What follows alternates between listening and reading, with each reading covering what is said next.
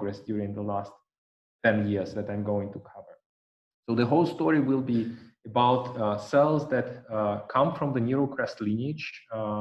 And you know, neurocrest is a very important type of embryonic progenitors. They are often called the fourth germ layers because they do so many important things and contribute to so many tissues that people often say now that they should be considered like a new germ layer in addition to ectoderm, endoderm, and mesoderm. And this germ layer is unique to vertebrates. And these cells, they come from this neurocrest population. They associate themselves with the nerve. And because majority of them will give rise to Schwann cells, in the future, they're called Schwann cell precursors. And these Schwann cell precursors, they are really, in our opinion, neurocrest-like cells that are preserved on the innervation, and they serve like a stem cell pool. So I'm going to tell you a few things today about that. But before I will dive into these details that I think are very interesting in regard to storytelling, I wanted to sort of set up some broader scope, which might be good for students, which might be good for the physicists who joined our webinar today. And I'm going to say that just historically speaking, we always consider the nervous system, and specifically the peripheral nervous system, as something that performs the information exchange, right, in our body. It runs the action potentials, basically the electricity back and forth, transmitting sensory and motor information. And because of that, we can kind of control our body. We can sense things. We can actuate our movements, and so on and so forth. And this is the major function of peripheral nervous system. But during the recent years, there is a paradigm shift. We start to see that there are lots of very interesting non-canonical functions of the nerves that go everywhere in our body. And these non-canonical functions, they include, for example, the modulation of the immune system. They include, for example, providing morphogenetic information and cellular sources during embryonic development stage. And also the nerves are very well known now and recognized for controlling and enabling the regeneration of limbs, inner organs in different model systems, and hopefully partly in humans as well. So it's a quite hot topic, actually, the role of the innervation hosting these peripheral glial cells that resemble in their kind of capacity to some extent the multipotent neurocrest in so many processes beyond the transmission of action potentials and exchanging sensory and motor information. And this is a very convenient system for any sort of regulation like that, because these nerves, as you can see here on the slide, they travel everywhere in the body. They're found almost everywhere. It's hard to find a location which is not innervated, in fact. It's probably the brain. Even the brain is innervated, actually, by peripheral nerve fibers, at least some parts of the brain, which is also quite interesting. And you can see here, these are three-dimensional reconstructions of mouse embryo at embryonic day 10.5. And already at day 10.5, you can see all these nerves extending to the limbs and inner organs, right? So already very early during the development, the nerves are reaching out to their targets. And they can change a lot up to the course of development of these targets. So this is sort of like a small introduction on that. And yes, as I mentioned, also the nerves and the glial cells around them, they play a very important role in regeneration. Actually, this is a very well-known model of salamander limb regeneration. It's a vertebrate model. If the limb is amputated, it comes back actually in 6 to 9 weeks. Can you imagine the capacity to regrow the limb entirely within several weeks? It will redevelop to the very high precision and accuracy. And in 2007, there was an absolutely seminal paper from Anup Kumar and Jeremy Brock's lab, where they demonstrated that actually the factor that triggers the regeneration is in fact rooted in the innervation, is in fact in these glial cells that are nerve associated, because these glial cells, they will generate the protein that is called NAG, and this protein will trigger the regenerative blastema formation and the home reinitiation of the home morphogenesis. So if actually within the amputated limb, the nerve is removed, if there is a denervation, then there will be no regeneration unless this NAG DNA will be sort of installed in the tissue that will form the blastema. So, and is absolutely essential. And these axons must be covered by the Schwann cells that secrete NAG. So you see, the glial cells, they play also a major role in inducing the regeneration in vertebrates. Besides this, the Schwann cells and the glial cells along the nerves, they're very important in development and dissemination of several important diseases. And one key disease is, in fact, leprosy. So what happens in leprosy, actually, the mycobacteria, they infect primarily Schwann cells. So you can see here mycobacteria like invading Schwann cells, wrapping axons. And then what is happening, they reprogram them. They reprogram Schwann cells to stem-like cells. So this actually shows that Schwann cells, they're very susceptible to triggering some sort of stem cell fate, something like close to the neurocrest. And then these cells become migratory. They travel all along the body. They leave the axons, being infected by this mycobacteria, and they disseminate the infection. There was actually a bunch of big papers in recent years addressing actually how mycobacteria causing leprosy, they impinge on Schwann cells, causing the leprosy disease. This is absolutely something amazing. Now we would like to learn how they do it on the molecular level, how they do this sort of like, how they induce this plasticity in Schwann cells. So now they're called kind of mighty bugs, and there is a big focus on them, looking into these transformations. Besides this, Schwann cells, peripheral glial cells, can cause transmittable cancer.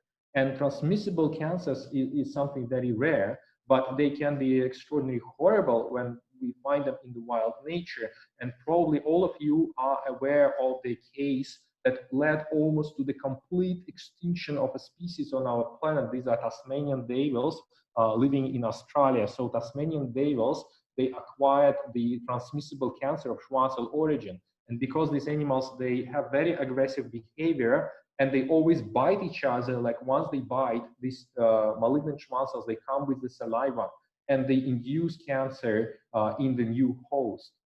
So the whole population of Tasmanian devils was rescued basically because several healthy animals, they were basically confined on an island where they could kind of live as an isolated population, and lots of other animals in the wild died meanwhile from this transmissible cancer. So again, the Schwann cells, they became converted into something more like cancer and stem. So like lots of interesting things to learn from them, I think. So when it comes to the development of these peripheral glial cells, they come with several flavors also as an adult population. They come as myelinating fibers that will insulate the nerves and will serve for the fast propagation of action potential, right? They will kind of wrap up the fibers, generate the myelin sheaths, or they will form remark bundles that are non-myelinating, but they're still very important to nurture the neurons and axons. And the history of these adult fully differentiated cells includes sort of like the previous stage, which is called mature Schwann cell, and then there are dividing progenitors, fastly dividing progenitors that are called Schwann cell precursors, and before them will be neurocrest cells. So the neurocrest cells will migrate and associate with the nerve fibers, forming the Schwann cell precursors. And we think that these Schwann cell precursors are really interesting cells. This is sort of like a subtype that is multipotent and contributes to development and potentially to the regeneration in many important ways. So the rest of my lecture will largely focus on these Schwann cell progenitors and where do they come from and what they can do, okay? So coming back to the origin, right? Neurocrest cells. Neurocrest cells form in the dorsal neural tube, and they will migrate from the dorsal neural tube to different destinations in the embryo. And they will give rise to mesenchymal fates, mostly in the head. You can see here the red head of an embryo, right? Heavily populated by the red neurocrest cells. Our face is fully made by the neurocrest cells, basically cartilage, bone, dermis of our face. This is made by the cells that exit the neural tube. This is absolutely surprising that cells exiting the sort of primordium of our brain in the end will make the skeletal cells, and they will kind of shape the jaws and the facial appendages.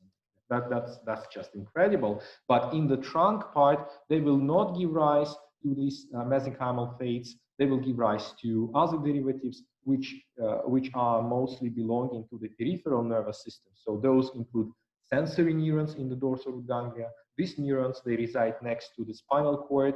They will be like forming here and here on the sides.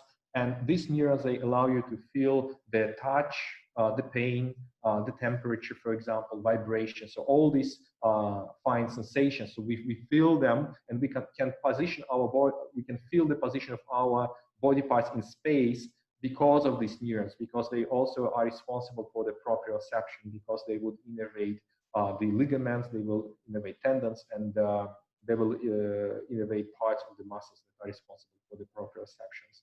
And besides that, of course, the neurocrest cells will contribute eventually to the autonomic nervous system that is represented by the sympathetic and parasympathetic neurons that control the operation of our inner organs. And this will also include enteric nervous system of the gut, the motility of the gut, control of the motility of the gut, and this will also include neuroendocrine cells, for example, chromatin cells in the adrenal glands that release a lot of adrenaline and noradrenaline into the blood flow when we are stressed, and we need to have this, very fast, fight and run response to something. When you feel adrenaline like kind of boiling in your blood, these are chromatin cells in action, and they are also derived from the neuron. But as we know now, this is not exactly how the story goes, and that was exactly the mystery that we were solving during the last 10 years of work in my lab and in the labs of my colleagues. And now we will be slowly shifting to those stories. But before we will shift to that, I can tell you something more about the formation of these Schwann cell precursors and the type of the analysis that we apply to study them. So, and now we use actually a lot of single-cell transcriptomics. Single-cell transcriptomics is a very powerful technology. This technology is based on our capacity to isolate cells, like any cells from any organism, from any location, and take all RNA content from this cell and sequence it very deeply, individually, cell by cell. And in these massive experiments, we can sequence hundreds and thousands and tens of thousands of the cells like that individually. And then we can compare them. You can see here, every dot here, every colored circle represents the transcriptome of the individual cell. And then we can compare them and cluster them according to specific algorithms. So, and those cells that cluster together, that basically form what we call a cluster, these are the cells in a certain kind of specific transcriptional state, probably a cell type or a subtype of embryonic progenitor. And if we observe the process of development, then we will see how these cells change, how they gradually transform in something kind of more novel and fate-restricted, for example. And this is exactly what we see here. We see how the pre-migratory neurocrest transforms into the lamination phase when the neurocrest exits the neural tube, how the cells migrate to generate all these different cell types, and the set of fate split points where they decide to become autonomic nervous system or mesenchyme or sensory neurons, or they will become Schwann cell precursors, they will become glial progenitors. And if you look here, actually, if you look at this population of these kind of light blue cells, you will see that they occupy the central part of this plot. So this is sort of the kind of the average of everything. This is sort of like the prototypical signature of the neurocrest. Because if you ask me what is neurocrest, what defines neurocrest, it's very hard to give a very straightforward definition of the neurocrest having this data, because neurocrest cells are transient. This is a transient population, and you can see here that this transient population is changing continuously. So these cells, they're always on the go, they're always changing, transforming, picking the fate, choosing, differentiating, and so on, switching on and off different modules.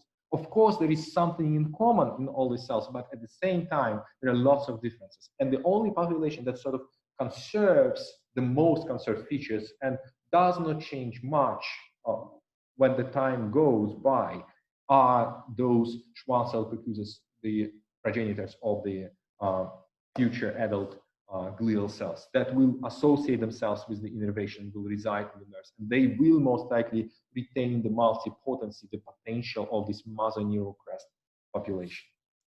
So now we are coming up to a concept, to a new concept that we are trying to establish. And I would like, probably this is the most important slide during my talk, simply because this is the most conceptual slide. Everything else is sort of like technical details and some particular things that might be neat and interesting, but this is the conclusion that I would like to serve in the beginning of my lecture, because it's just easier to remember. If we think about the process of embryonic development or regeneration or something like that.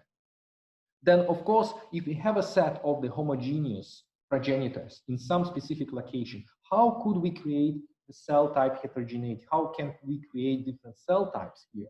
We need to make a symmetry break. We need to some sort of a crosstalk in these cells or some autonomic memory in these cells. So these progenitors will generate the diversity of cell types in some location, right? They are programmed to do this. They have a capacity for this symmetry break, whatever causes this symmetry break. But sometimes in many locations in the body, local progenitors cannot make the symmetry breaks good enough to generate specific cell types that are needed there. And in that case, the nature must rely on completely different principle for making these cells which are needed to happen in that place. And often this is solved via the cell migration, for example. We know so many cases when cells migrate from the places quite distant from the destination, right? We know the example of tangentially migrating into neurons that cross large distances during the development of our brain. We know that cells building the vasculature, they can migrate quite a lot. All of you know different examples. This is quite a common principle. It's sort of a trick to complement the local tissue with the cells that are needed there, cell migration. But cell migration has many limitations. For efficient cell migration, cells must know where to go. So you need to sort of wire in, you need to embed some principles guiding, directing the cell migration. You need to set up a set of landmarks in the terrain where cells will migrate. You need to install the navigation machinery in these cells, and this is not simple. It needs to take some time to evolve and so on. It's extraordinarily complex and intellectual, and cell migration doesn't work on very large distance because the noise is too high, cells need to migrate for too long, lots of things can perturb this process. So typically migration happens while the embryos or regenerating tissue is tiny. So, but how this can be solved if the tissue is large, for example? Then the answer comes from our concept. There is infrastructure, right? Like vessels and nerves that penetrate everything. And they have, for example, nerve associated cells, this kind of brownish cells that cling to the nerve, and they may use the nerve as a navigation line. The nerves know how to navigate because our tissues, they must be innervated correctly.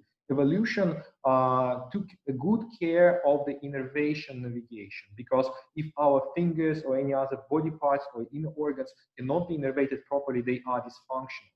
So navigation in neurons is a very old thing. And these cells, they basically just use it. So they don't need to have probably their own navigation principle. They just follow the nerve, they overpopulate it.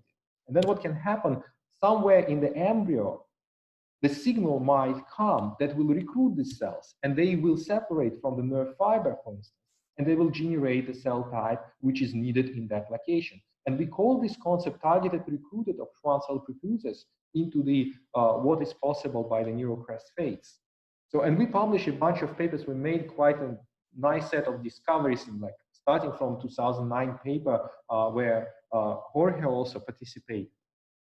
So we tried to expand this concept as much as we could, and now I'm going to tell you the story how we expanded this concept in the next 20 minutes of the time that I have. Everything started with a very peculiar experiment. It came like a pure luck, actually, the initial discovery. So we were studying the development of the peripheral nervous system in chick embryos by changing the transcriptional code that was supposed to change the fate of the sensory neurons in this dorsal root ganglia. So we were electroporating chickens with different constructs. And eventually we spotted that some of the electroporated neurocrest cells, they would migrate along the nerve, and they would separate the nerve, and they would start to express transcriptional factors that are not typical for the Schwann cells or for the sensory neurons. They would express the transcriptional factors that are the property of melanocytes, pigment cells, like meat, for example. And then we could trace these cells going along the nerves, and we could see how they generate pigmentation. So it was an extraordinary, surprising finding that actually we were studying something in the nervous system, and then just because we were introducing fluorescent proteins in the cells, we could actually see with our own eyes how in these embryos cells migrate, how they separate from the nerves, and they become something completely different.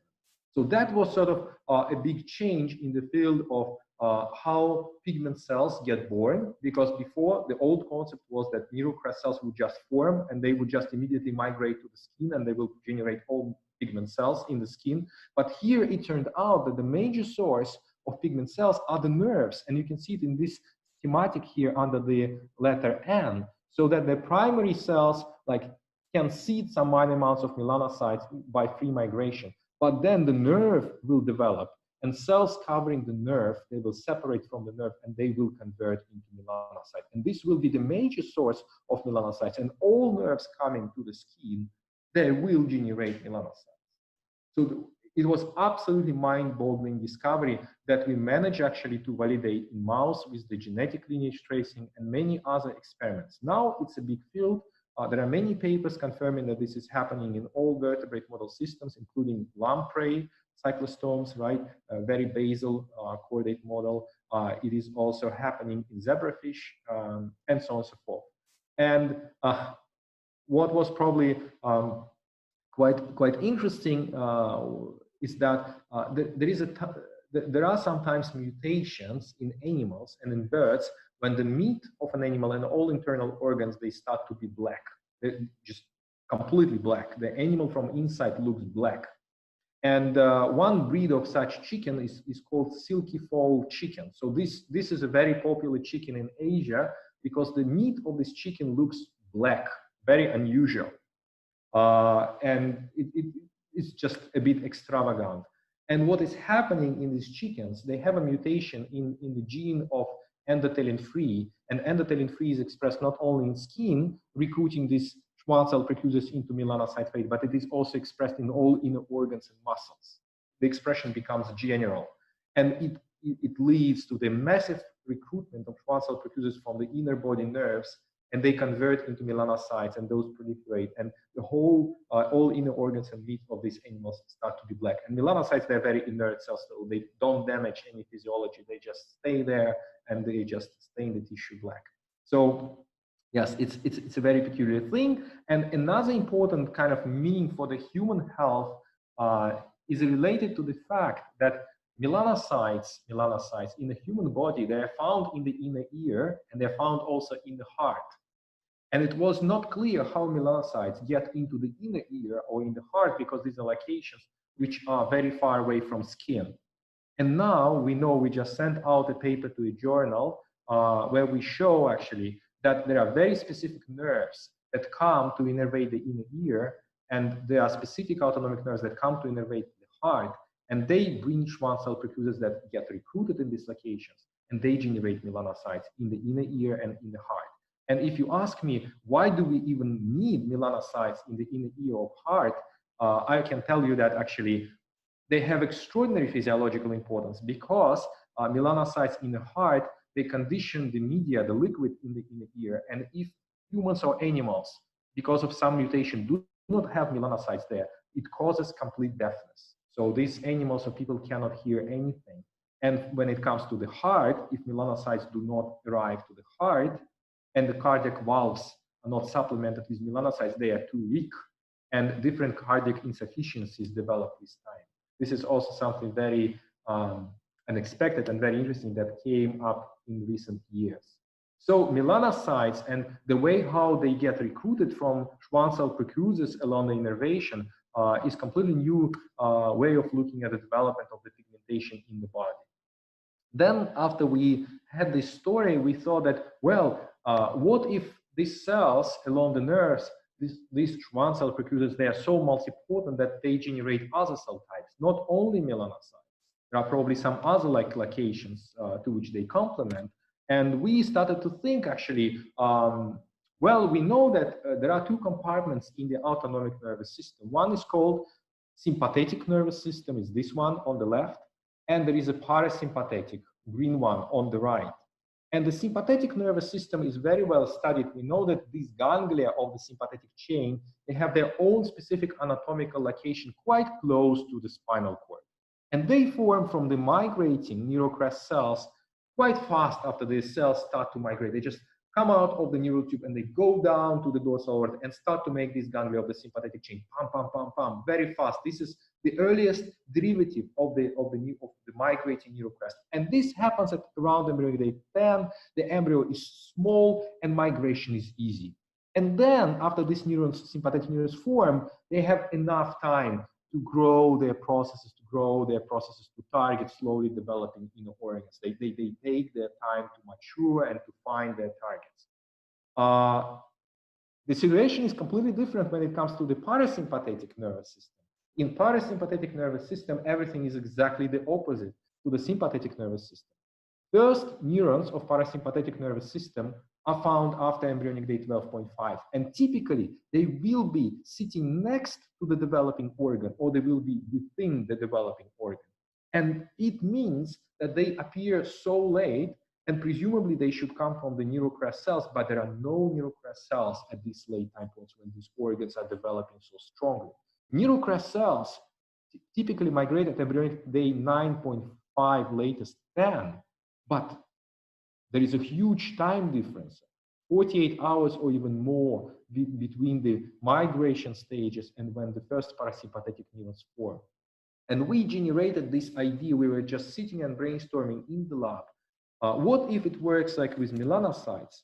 What if it works like that? The neurons inside of the brainstem and the sacral region of the spinal cord, they project towards the future ganglia of parasympathetic, where the parasympathetic neurons will reside. And then these nerves, they become covered by the Schwann cell precursors. So, but when the Schwann cell precursors arrive closer to the developing organ or tissue, they can be just recruited, and they will generate a parasympathetic neuron that will be immediately innervated by this incoming fiber.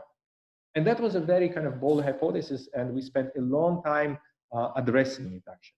So for this, we used like lots of things. We used different clearing techniques, looking where the preganglionic and other different nerves go. We were really trying to understand the anatomy of the developing preganglionic visceral motor fibers quite well using these methods.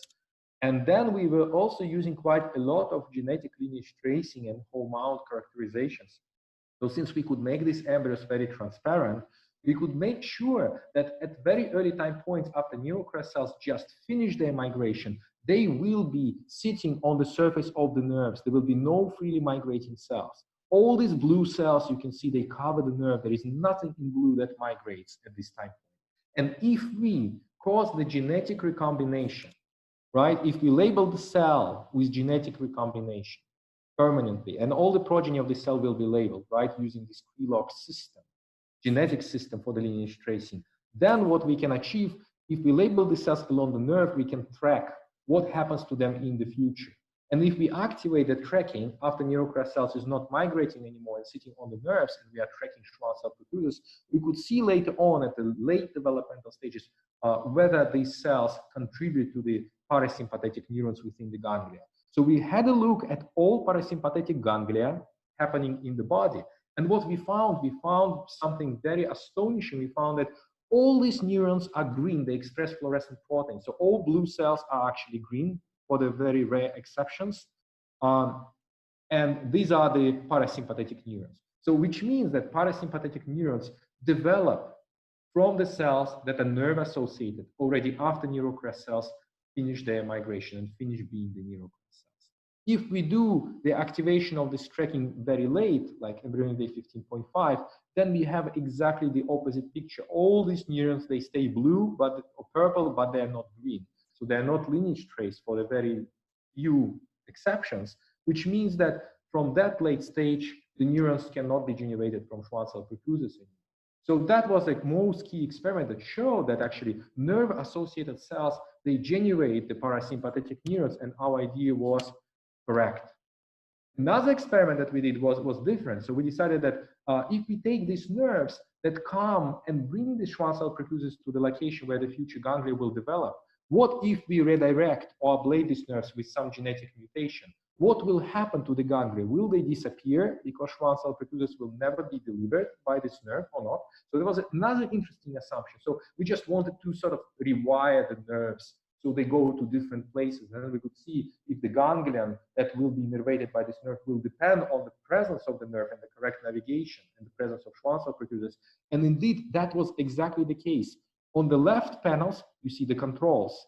And the ganglia forming at the tips of these nerves, they are red. You can see these nerve-associated beautiful red cells. And if we use the mutation in red gene, if we substitute red receptor with 2 CFP proteins like in both locuses, and there is no more red, then what is happening that some of these preganglionic nerve fibers, they disappear. You can see that greater superficial petrosal nerve that you can see here is not present here. It completely disappears. And these red cells forming the coalescing ganglion, they are also disappearing. So all the nerves like Jacobson nerve and so on, they are disappearing, and the ganglia are also disappearing. And this is happening because we target the nerve, because the nerve is gone or the nerve is misnavigated. Of course, we did many more experiments in that story. So that was quite a good story that we published in Science in 2014. But that was some sort of a conclusion image that some preganglionic motor nerves, they will bring Schwann cell precursors on their surface. And then these Schwann cell precursors will be recruited into the fate of postganglionic parasympathetic neurons. And these neurons will be immediately innervated by the same nerve that delivered the Schwann cell precursors. So that was some new concept in neurobiology, because it looks like it's a self-propagating developing network of neurons where one neuron brings the progenitors for the next neuron in line, for the postsynaptic neuron. So it was kind of the chain of like sort of developmental connections and synaptic contacts. So it was quite peculiar to see that. Then we thought that, okay, let's move on. That was another cool story. How can we expand that?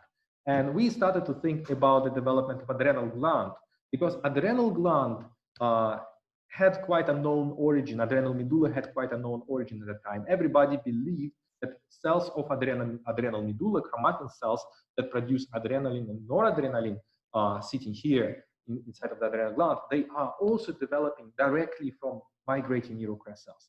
But these cells, like also, for the first time, they appear very late in an embryo.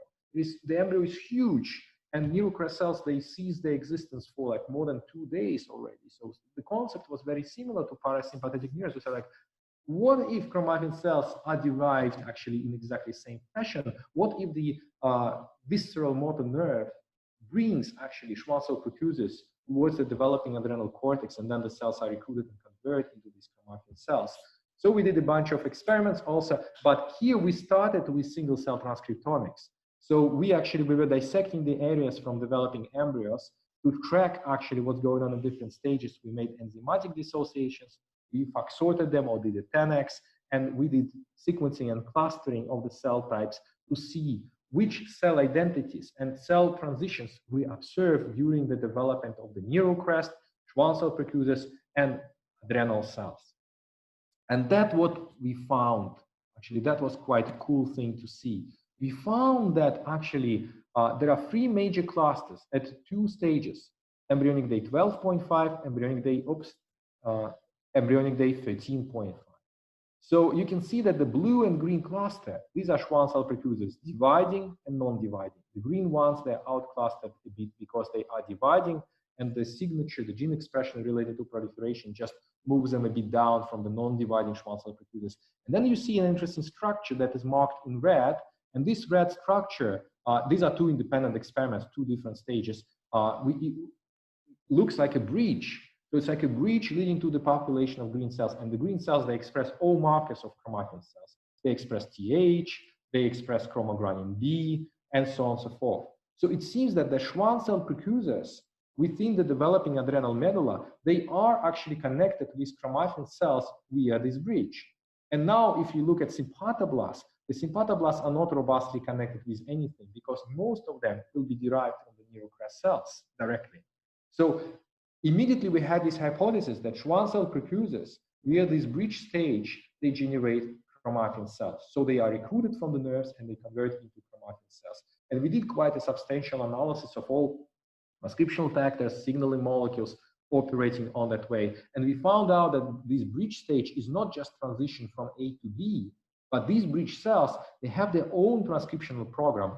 They express the receptors to serotonin, they express delta-3, they express THBDs, they express some genes that enriched only in these cells. So this is a very transient progenitor type, but this is an independent progenitor type. This is not just the blend of gene expression program of Schwann cell precursors and chromatin cells. It's not that just this gets down-regulated and this gets up-regulated, and that's why we get this breach forming. This breach is something on its own, some programmed transition that has its own genes characterizing it.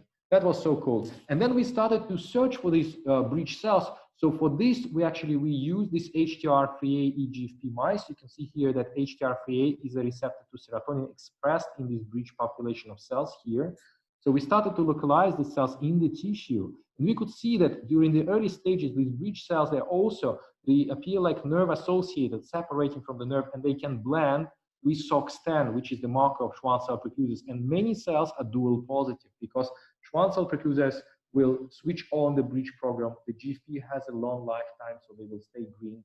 And then the GFP will be degrading when they convert into chromatin TH positive cells. So we could really look where these breach cells form and how they are seeded. And we could kind of really deeply analyze the transitions in the breach. So these breach cells, they really do exist. This is not our imagination. And these breach cells, they show the transient gene expression profile shared between Schwann cell precursors and chromatin cells, plus breach cell-specific genetic program.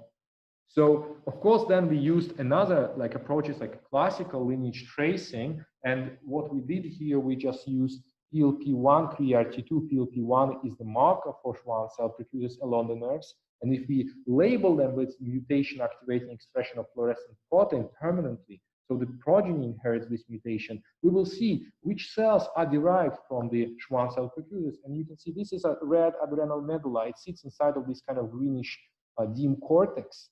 And inside of this adrenal medulla, there are lots of cells that are red and green at the same time, so they appear yellow. And in the sympathetic ganglia that is associated with adrenal gland, this is not the case. You see that the green largely non-overlaps with the red. And it was a huge amount of the chromatin cells that appear traced, which means they are derived from Schwann cell precursors. And if we kill the cells with diphtheria toxin activated genetically in the nerve before adrenal medulla starts to form, that's what we see. This is the control medulla, and that's what is left of the medulla when we do this killing. Of course, we cannot kill all 100% of cells because it's not entirely efficient process, but we can kill enough to see that there is a strong effect on the size of adrenal medulla, which means if Schwann cell precursors give rise to chromatin cells, if this is true, if we kill Schwann cell precursors, then chromatin cells must decrease their numbers. And that's exactly what this experiment is showing. And finally, we did a similar experiment to what we did with parasympathetic nervous system. We decided that we will ablate this nerve. You see this red nerve in F? We will kill the preganglionic neurons, and we utilized HB9-3-Ali2-DTA genetic construct, very complex crossing of mice. So these neurons die, or they never form initially. And then this nerve is not forming. And when this nerve is not forming, then adrenal medulla is super tiny or non-existent. So you can see it here. This is the control adrenal medulla in C, and in D, you can see what is left of adrenal medulla if the majority of this neurons is killed. Again, we cannot kill them 100%. We can kill them maybe 90% only. We see that in B, there are some leftovers, very few neurons stay, and they will probably generate these very few leftover cells. But the phenotype is massive. The reduction is very strong, which means that indeed, again, this is additional confirmation that Schwann cell precursors are recruited from these preganglionic nerves and generate very important cell types for our body, controlling the operation of our inner organs and controlling our stress responses and normal well-being. So basically, this is the schematics that outlines how this process is happening, that primarily neurocrest cells come out of the dorsal neural tube, they will migrate, and they will seed the sympathetic ganglia. At the same time, these preganglionic neurons in the neural tube, they will start growing axons and they will start kind of extending to the periphery. And a lot of neurocrest cells from the late waves, they will associate with them because they will need to myelinate them in the future. But while they stay in the multipotent state on the nerve, they will be also recruited into the adrenal medulla, and they will generate majority of chromatin cells inside of the adrenal medulla. And then later on, most of the cells will still differentiate into mature Schwann cells. You can see that they stay multipotent, they will contribute to the other cell types and tissues and organs, but then majority of them will generate normal Schwann cells. This is a very cool concept. And we can have a look at it clonally. We can see the clusters, how the clusters of colored cells are born. And by using this analysis, assessing the size of these clonal clusters, we can say that you need a lot of Schwann cells, individual Schwann cells, to be recruited, to be converted into these neurons. There is no situation like in a stem cell niche when you need maybe just very few stem cells, but then you can expand them through the amplification cascades, and then they will generate lots of progeny. Very few cells can generate lots of progeny. Here, this is not the case. This clonal analysis tells us that to generate 4 to 6 chromatin cells, you need to recruit 1 or 2 Schwann cell precursors. So it's a ratio of like 1 to 2, 1 to 4 maximum. So it's in the abundance of the innervation during the development is really important for this process. So this is the concluding slide for the adrenal medulla case. So we have the nerves, which are kind of depicted here as roads. And there are cars going along these roads. These are Schwann cell precursors that inhabit these nerves and travel along them and multiply along them. And sometimes these cars, they take a route of the innervation. It goes to innervate, like, for example, adrenal medulla. And then some cars will end up as chromatin cells according to this diagram. Okay. So this is almost the last concluding slide in my lecture. While the embryo is super tiny and small, neurocrest cells born in the dorsal neural tube, they can do free migration and they will create some structures, including some sympathetic neurons and so on, what is needed at this stage. So this will be done according to the free migration. Some melanocytes, some sensory, some autonomic neurons will be born, and lots of mesenchymal derivatives like a bone and cartilage of the face. But later on, these cells, lots of them, they will settle on the innervation. They will become Schwann cell precursors, and they will keep spreading in the body via the nerves, and the body is large already at that time point. And then it will be possible to recruit these cells from the nerve into other plates. And then you can get even more melanocytes. You can get enteric, parasympathetic, neuroendocrine chromatin cells, and many more cell types that we keep discovering arising from this very interesting cell source. Of course, the key task right now, setting up next big question is the regulation of the system, which signals define the fate of a Schwann cell precursor when it gets recruited. How can we take basically a portion of the innervation from the human skin and convert these Schwann cell precursors into cell types that we want to obtain, for example, for regenerative medicine or for just fundamental science? This is a very interesting task. And we keep working in that direction, but so far we have only very little progress because understanding molecular mechanisms is very complicated, extraordinarily hard, tedious, time-taking, and probably next 10 years we will make some progress along these lines. And with these words, I would like to thank my group, both in Vienna and in Stockholm, our key collaborators and funding agencies, and thanks a lot for your attention. I'm a little bit too late, like 5 minutes, but I hope we still have something like 15 minutes for productive discussion. Thank you. Please start asking your questions.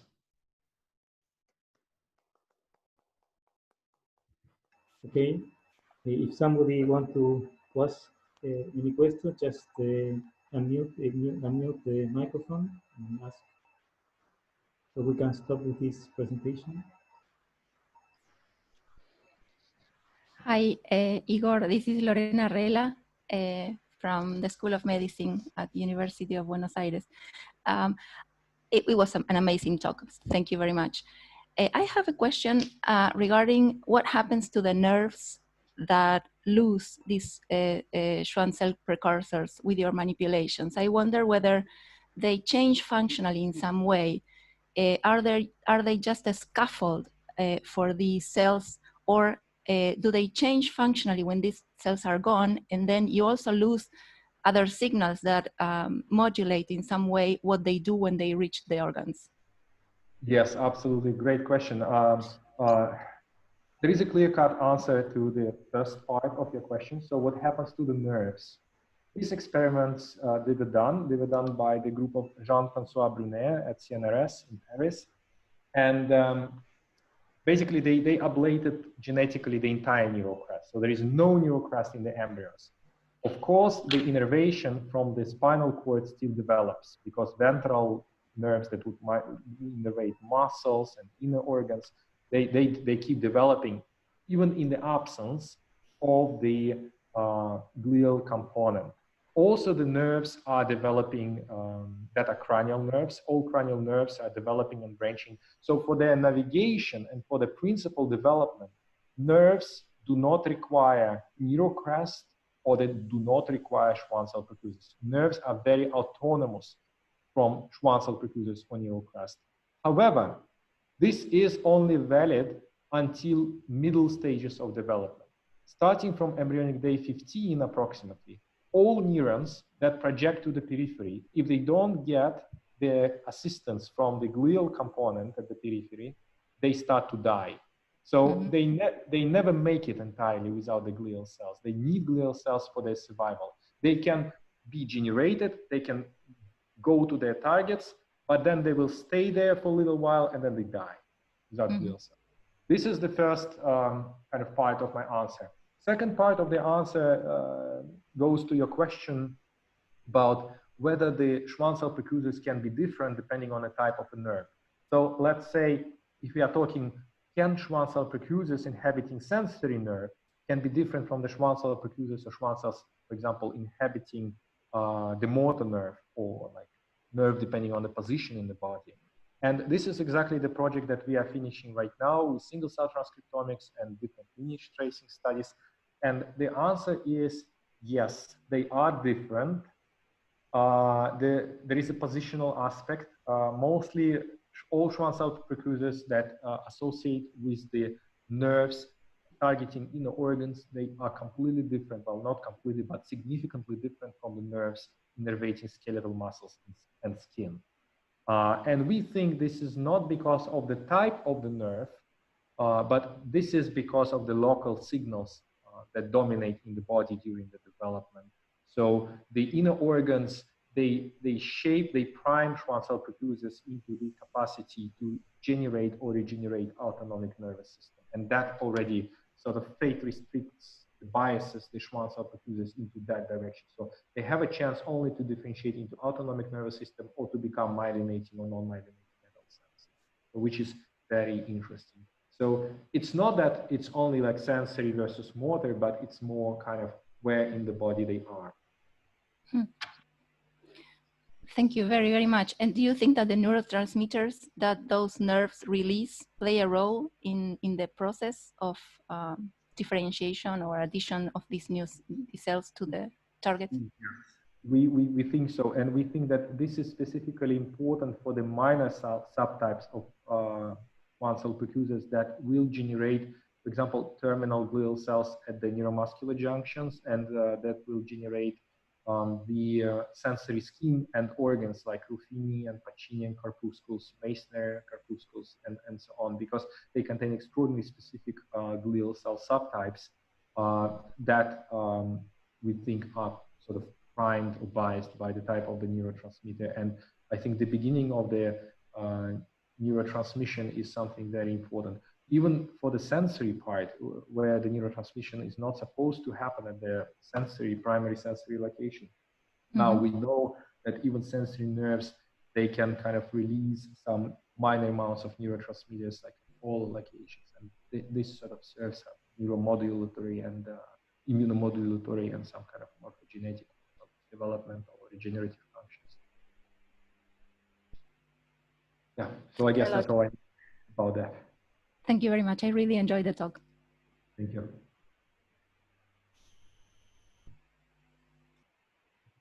If you have more questions, don't be shy. Okay. Then I guess this is it. Igor, I have a question. So when I was in Sweden last time in 2012, we found some cells in the lungs. They are neurons that are close to the bronchi. So they should be also Schwann cell precursor derived. Perhaps you can look at them. Yes, we are sure they are Schwann cell precursor derived because there are, I think there is only one kind of large generalized neuronal type that is proximal to the glands. For example, these are parasympathetic neurons, and all parasympathetic neurons in the body, they are Schwann cell precursor derived. For example, very important portion of Schwann cell precursor-derived parasympathetic neurons are residing in the pancreas. So, and they are somehow important for the beta cells and the insulin release and so on. But we are not following this direction much these days, simply because we already published the concept that all parasympathetic Schwann cell derived. So we don't think there will be anything like striking that we're going to find in that domain, except maybe for some molecular control of the process. And this is exactly where we are very weak, because studying molecular control is very hard, because I think this is the biggest problem of modern biology, because most of the processes in the body and during the development, they are encoded in the combinatorial way. It's not one molecule that does something, it's a combination of molecules. In order to understand the signaling and the regulation, one needs to screen so many things functionally at the same time in vivo that it just takes. Yeah, so this actually these neurons are not parasympathetic. They are like kind of sensory neurons that are just below the epithelium. Below the yes. Below the epithelium. Well, I mean, like this will be something very novel. We also saw some cells with somas resembling the neurons, but I guess we can just discuss it, because this would be something very new. We are sequencing now skin, human and mouse, in single cell mode, and we also see some neuronal cells, although in the beginning we thought this is a contamination from the axons associated with Schwann cells, but we think there are primary sensory neuronal cells possibly existing in the skin, but we did not make a defined breakthrough in that direction, unfortunately. Maybe in the future. We will be very happy to collaborate with you, Jorge, depending on how you want to run it. It's a very interesting topic for us. Okay, so no more questions. We are at 71. Yes, go ahead. I'm sorry, sorry, Jorge, to interrupt you. Thank you very much for this talk. It was really very interesting. I have two questions which probably will sound very silly, but because I missed the exact beginning of the talk, or I didn't pay enough attention, I don't know if you mentioned something about it, but of course this talk clearly focused on the development stages of any of these organisms that you have described. How much do you think that is retained in adult animals, or if it can be activated to induce regeneration of tissues or neurons that are lost in adult life? The second question related to this is, you focus and you observed all these kind of going outwards from the central nervous system to the periphery. Do you think that the similar mechanism can happen the other way around? Give a very simple example, DRG neurons that die after an injury of a peripheral nerve that could be reconstituted or regenerated backwards, so to speak, from these progenitor cells. Yes. Yes, thanks a lot. Fantastic questions, actually, straight to the point. When it comes to the second part, I can tell we do not really know. I was working with people who run this dorsal root avulsion model when people have this specific trauma, when the dorsal root is pulled out and many sensory neurons die. And basically the natural regeneration doesn't happen. It seems because of a lot of inflammation and a lot of connective tissue there. Maybe the principal capacity is there. So potentially cells can make it. But because it's like spinal cord regeneration, right? The axons love to regrow, everything can happen, but the scarring and inflammation, they sort of block that. And people have different level of success by blocking scarring and inflammation. And once they succeed better than others, neurons make the job, and the mice and rats, they're working and improving greatly, right? So again, I believe that the principal capacity might be there, but there are many other factors that contribute to the problem and kind of block this capacity from the full realization. But this is sort of like a long answer that can be simplified as I don't know. The first part of the question, I think, is also very interesting and important. We are trying to look into that. And we know a little bit more about the first part. So you asked basically if Schwann cell precursors can persist, let's say into the adulthood or late embryonic stages or postnatal stages, and they still can be plastic and they can contribute cells to different tissues and organs. We know at least one example where it happens and where it's not just happening a little bit, but it's very significant and very important. This is the development of the gut. So when the enteric nervous system develops, there are several sources of cells that contribute to the enteric nervous system of the gut. During very early embryonic development time points, the neurocrest cells, that is called vagal neurocrest, they will migrate massively and they will invade the gut and they will start to spread inside and build the enteric nervous system. However, there will be a second wave exactly in the same vacation. And this second wave will be a huge amount of Schwann cell precursors that will multiply and propagate on the fibers of the vagal nerve, of the vagus nerve. So very early, once the first wave just whoop migrated into the gut, the vagus nerve becomes very strong, innervates the gut. And then there will be second wave coming with the vagus. And these cells, they will be recruited from the vagus, and they will give rise mostly to the enteric nervous system that inhabits our esophagus and largely stomach. So there will be sort of anterior part of the enteric nervous system. At the same time, in the back part of our body, the sacral stream of the neurocrest cells will migrate and invade the gut from behind, and then the streams sort of meet. So that's how the whole thing is completed. But this is happening still very early when the embryo is tiny and the gut is very small. It keeps growing with incredible pace. It's looping out, goes outside of the body. You've probably seen how the gut develops if you dissect the embryos of the mouse. And it becomes very big. And when the babies are born, they have extraordinarily fast pace of growth, and the gut is growing also with incredible speed. Imagine the gut of an adult human and the gut of a baby that is newborn, right? It's a very big difference in size. And what is happening there, the extrinsic nerves, the visceral sensory nerves that come to innervate the gut during the growth, they contribute Schwann cell precursors, so more enteric neurons are seeded to accommodate for the gut growth. And in cases of aganglionic guts in Hirschsprung disease, what people see with the lineage tracing in all these mouse models, that yes, the gut is largely aganglionic, but next to these external fibers, visceral sensory fibers, specifically during postnatal time points, they start to recede the enteric nervous system in this aganglionic gut, but they never really manage it to do it efficient enough to achieve functional recovery. And all these extrinsic nerves, they of course bring these Schwann cell precursors, and most of these processes are happening during first 10 postnatal days. So it can even stretch into the postnatal times.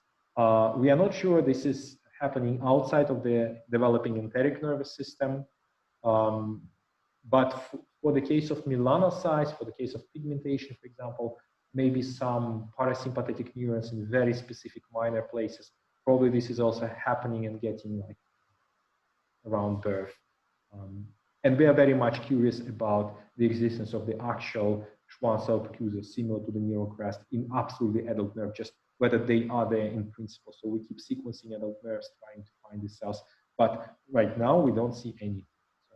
So we rather believe that Schwann cell precursors do not exist in adult nerves, but adult Schwann cells can revert back to the Schwann cell precursor states under specific conditions, because even adult Schwann cells, they are extraordinarily plastic, because they can form reparative glial cells mediating the nerve regeneration and so on. And there are lots of gene expression programs and the modules that are shared between these reparative glial cells and Schwann cell precursors or immature Schwann cells. So still quite amazing. But Igor, what happened with the odontoblast? What happened with the odontoblast? They are in the adult. Yes, I completely omitted that part because I knew I will not have enough time to talk about that. So we found something peculiar, that during mouse tooth development and growth, because they have continuously growing mouse incisors. The Schwann cell precursors recruited from the innervation, from the neurovascular bundle that is huge in the tooth. These cells can generate odontoblasts, the dentin building cells.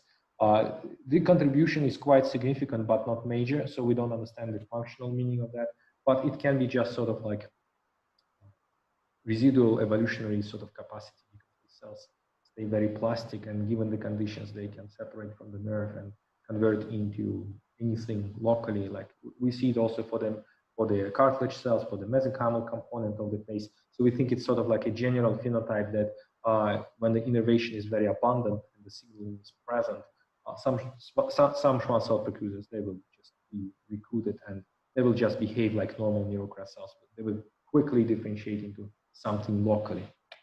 So because we do not understand the functional meaning of this, and the contribution is at the level that doesn't clarify the functional meaning, I decided that I will sacrifice this sort of topic, but the phenomena is there. It's quite interesting. Yeah. So these nerves and Schwann cell precursors, they do a lot of cool things, and even the adult Schwann cells, they are very plastic and very interesting. Okay. Thanks a lot, everybody, for listening for so long to this. An excellent talk. Igor, thank you for your excellent talk. It was very interesting and very innovative for us. We work in peripheral nervous system, but from now we have to change the name of Schwann cell precursor. They have to be another type of multipotent cell, because it would be difficult to explain to other people that you can do everything with the Schwann cell precursor. Yes, actually, thanks a lot for this very nice comment. We tried to change the name a couple of times, and every time we were just killed on the spot because, well, there was a very kind of powerful argument that still this is a very specific field of this multipotency in this Schwann cell precursors. Yes, it's all very interesting, relevant, and so on.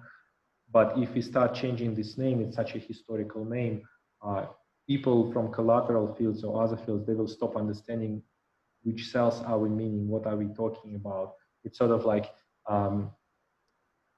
it's about being conservative in terminology. Sometimes we also want to stay conservative to make sure that people understand, everybody understands what we are talking about, right? So probably you noticed that the title of my talk was this enigmatic nerve-associated multipotent neurocrest-like cells, and it's like, what are these cells? Okay, probably Igor will tell us what are these cells, right? If I would say these are Schwann cell precursors, it would be way more clear. So after a lot of arguments with different reviewers, we decided we just leave it that way, and it will be enough if people are aware that Schwann cell precursors, they keep some degree of the multipotency of the neurocrest, and they are very interesting, plastic, very ancient population. Actually, I would like to spend the last 30 seconds saying one thing. We are also interested in evolution of cell types. We are going to publish a book on the evolution of the neurocrest. The book is called Evolving Neurocrest Cells. It will be out in July, covering all these topics. And it's not that I want to advertise the book, but what I want to say is that we think about the neurocrest, that neurocrest cells, they are sort of ancient cells that come out from the neurocrest, from the dorsal neural tube, and they do all these crazy things. They can migrate, they can differentiate into different options. But think about it differently. Think that on this migration and all these patterns of differentiation, you need so many complex programs. What if actually the primary way of dissemination was actually the migration along the nerves? Maybe Schwann cell precursors, they are the most ancient type of the neurocrest. And the free migration of the neurocrest is sort of already the sort of evolutionary later, additionally sort of evolutionary innovation that came after. And if we start looking at more kind of like ancient model systems like hogfish and lamprey, and I discuss a lot of this stuff with Marian Bronner and Shigeru Kuratani, who work with these model systems, we are coming to the conclusion actually that the primary mode of migration could indeed have been the migration along the nerves. That the neurocrest cells, they were exiting along the nerves, projecting from the developing neuron tube and reaching all the destinations where they would be locally recruited. For this, they would not need any navigation programs. They would need nothing except the signals, converting them and differentiating them into something local. So, and now I think the field of evolution of the neurocrest cells is shifting towards the opinion that Schwann cell precursors, they represent more archetypical neurocrest, which is also quite unexpected, I think.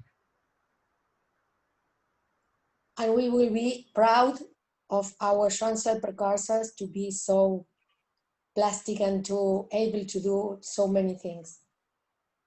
Yeah, thank you. Me too.